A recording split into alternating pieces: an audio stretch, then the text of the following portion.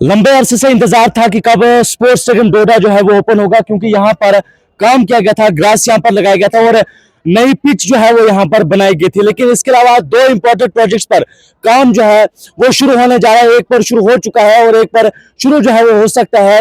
बेरबाग sports stadium जिसे recently जो है यूथ सबसे स्पोर्ट्स डिपार्टमेंट के अंदर किया गया था और वहां पर लाखों की लागत से काम जो है वो किया जा रहा है, ताकि एक अल्टरनेट जो है यहाँ के मुकाबले में हो सके। इसके अलावा डिप्टी कमिश्नर डोडा ने अभी अनाउंसमेंट की है कि जो गट का जो स्कूल ग्राउंड है, उस स्कूल ग्राउंड को हम एक फुटबॉल ग्राउंड की जो है वो तरह लेंगे और वहां पर जो है वो काम शुरू कर देंगे। अभी स्पोर्ट्स स्टेडियम डोडा में ऑफिशियली मैच की शुरुआत जो है वो हो चुकी है। तकरीबन 32 टीम्स जो है 32 टीम जो है वो इसमें हिस्सा लेने जा रही है और थीम यही है, से नो टू ड्रग्स, से नो टू प्लास्टिक।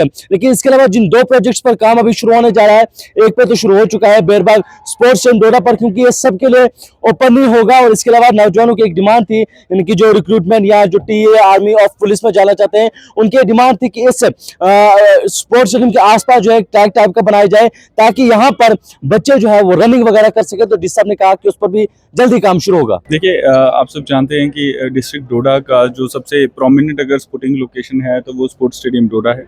और तकरीबन पिछले 26 जनवरी से, जो जनवरी इस साल था 25 का, तब से इस स्टेडियम को बंद किया गया था इसकी मेंटेनेंस के लिए और इसकी अपग्रेडेशन के लिए। वो वर्क कंप्लीट हो गया है और फॉर्मली आज एक क्रिकेट टूर्नामेंट से इस स्टेडियम को ओपन किया जा रहा है। इसमें अल्फा कप नाम से टूर्नामेंट ऑर्गेनाइज की जा रही है, जिसमें 32 टीम्स पार्टिसिपेट कर रही हैं। हमारी आज की जो टीम है ये डोडा और भद्रवाह की टीम्स हैं जो आज कंपटीशन में पार्टिसिपेट करेंगी। और मैं अपील करूंगा लोगों से कि बढ़ चढ़कर हिस्सा लें, एक स्पोर्टिंग स्पिरिट को बनाए रखें। जो हमारा इसका थीम है टूर्नामेंट का, वो नशा मुक्त भारत को बनाने को और प्लास्टिक फ्री जो हमारे शहर हैं या गाँव हैं उनको बनाने का है।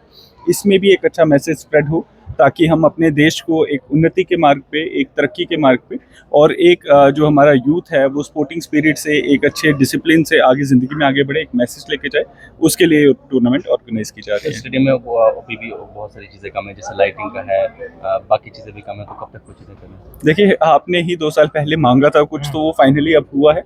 ये चीज़ें आहिस्ता आहिस्ता होती हैं। अभी आप देख रहे हैं कि सुप्रीम कोर्ट की एक जजमेंट आई है, जिसमें ऐसे स्पोर्टिंग कॉम्प्लेक्स से इसको एजुकेशनल इंस्टीट्यूशंस को स्ट्रे डॉग फ्री बनाना है।